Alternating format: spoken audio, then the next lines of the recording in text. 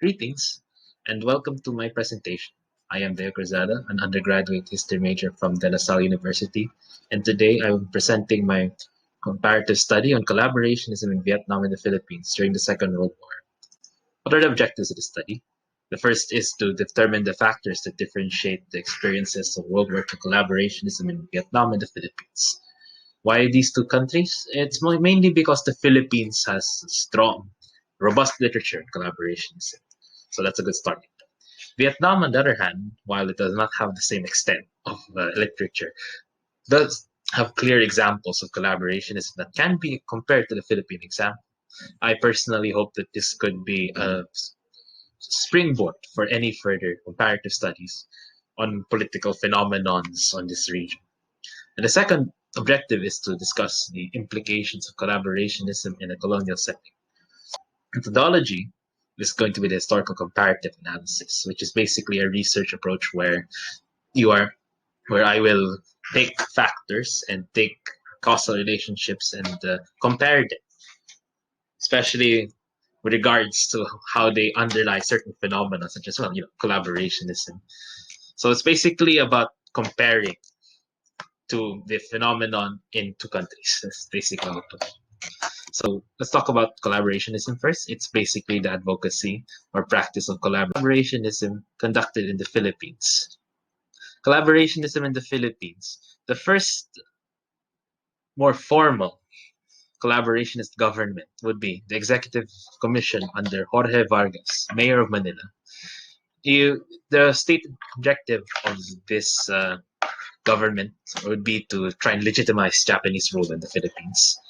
They also utilized other figureheads like Artemio Ricarte, a famous hero of the Philippine Revolution, to try and legitimize the rule. Unfortunately, it didn't really work out, as most Filipinos really did not believe that the Japanese would be looking after their own interests. And I will explain why later. So, it would be replaced by Jose P. Laurel's Second Republic in 1943 to try and alleviate concerns that the Japanese were not to give the Philippines independence. So, Jose P. Laurel, though, even though he was referred to as the president, was effectively a puppet of the Japanese forces. He had to do what they told him to do. He even had to declare war on America, despite the fact that he wanted neutrality and the whole thing.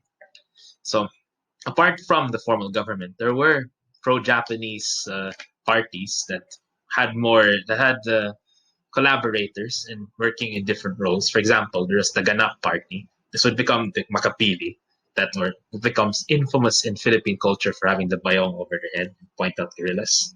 It was formed by former Sakdalistas, and it was led by Benigno Ramos, the former head of the Sakdal movement.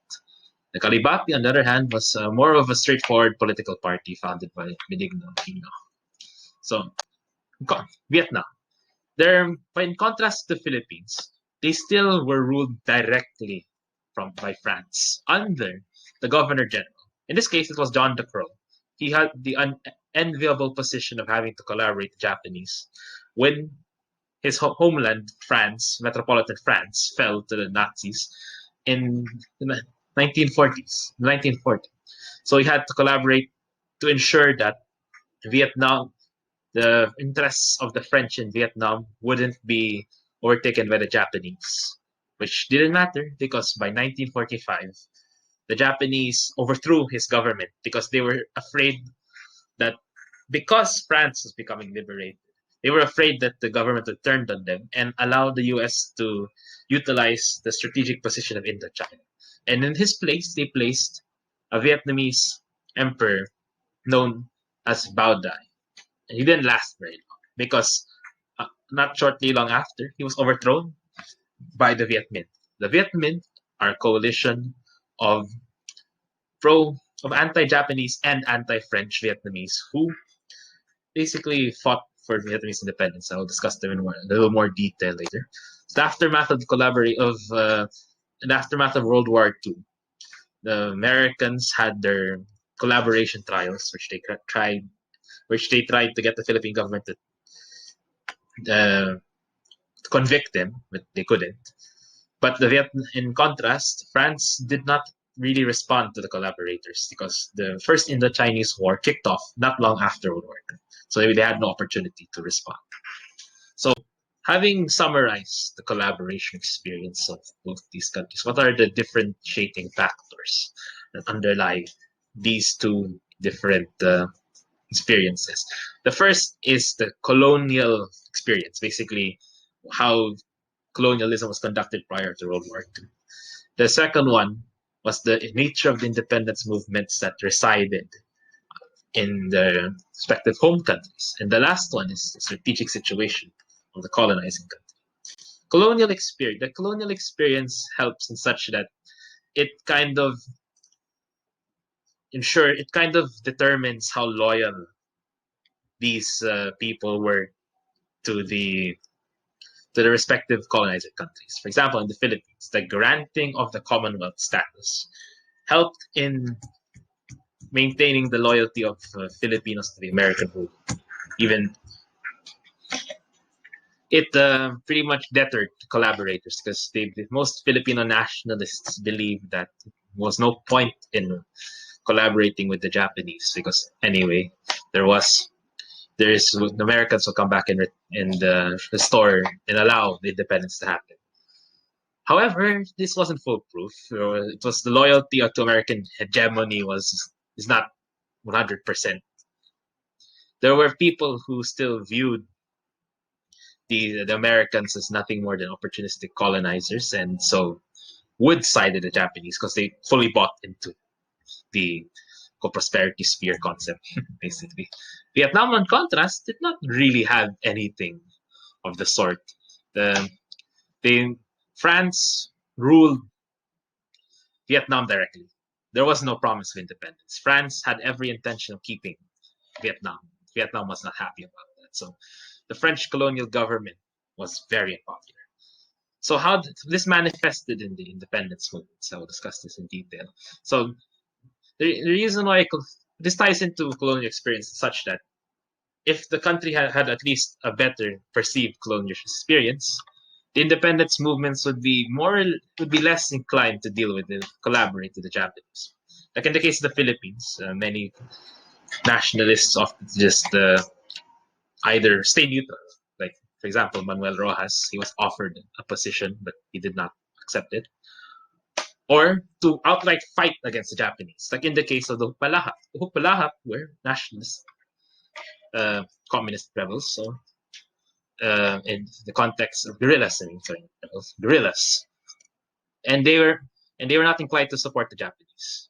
However, as I mentioned, because loyalty to America was mixed, those who did not like America, such as Artemio Ricarte, such as Benigno Ramos, all these people would be inclined to support Japanese, so they would form part of the collaborationist movements. In Vietnam,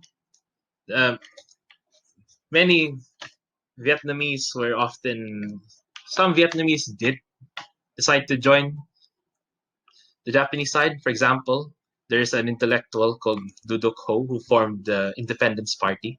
It was short-lived though, and there was not too much records of their activities. And there was some Buddhist people who also did not like the French, and they were supported by the Japanese. The last factor is, to simply put, the strategic situation, which governed whether they were able to deal with the collaborators. In short, the United States, being unoccupied, has a strong position to deal with the collaborators, while France could not because they were occupied for most of World War II. So let's get to the point. Collaborationism in a colonial context. What makes collaborationism interesting in a Southeast Asian context was that it adds another layer of complexity, because you have the Japanese later East Asia co-prosperity sphere concept, nationalism. So, and it would make you think, really, are collaborators traitors to their home country or to their colonizing country? Like, it opens up many, many good questions in the context of collaboration. Thank you very much, and I hope you learned something.